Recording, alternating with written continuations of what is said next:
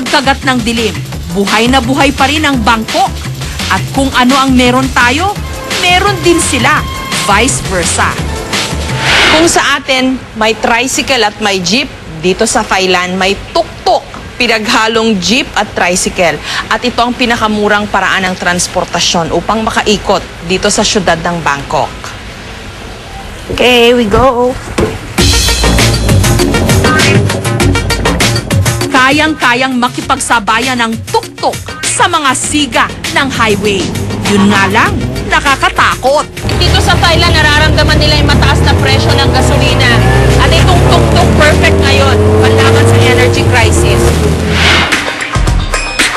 Kahit sa gabi, buhay ang komersyo sa mga night markets.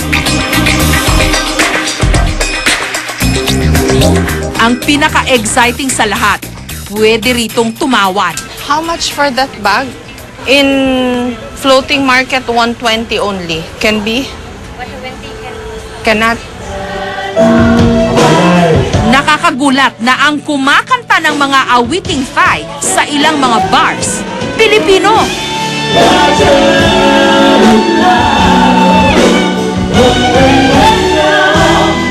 Si Janice, mahigit 10 taon na siyang narito sa Thailand. Iba man ang lengguwaheng kinakanta niya, ang kanya pa rin daw puso, Pinoy na Pinoy. Sa Pilipinas, masarap yung audience kasi iba sila mag-appreciate. Dito medyo mahirap silang hilahin, kailangan ko muna mag-umpisa. Pero mahirap din sa atin kasi critic mga kailangan talagang maayos ka kumanta. Sa totoo lang, nakakapagod libutin ang Thailand. Lalo pat mas mainit dito ng dihamak kesa sa Pilipinas. Pero dito, mabubusog ang iyong tiyan, mata at isipan.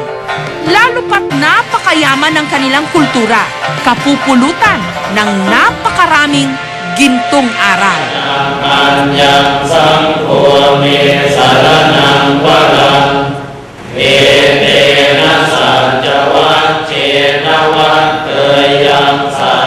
Hindi nagkakalayo ang Thailand at ang Pilipinas. Marami tayong pagkakapareho.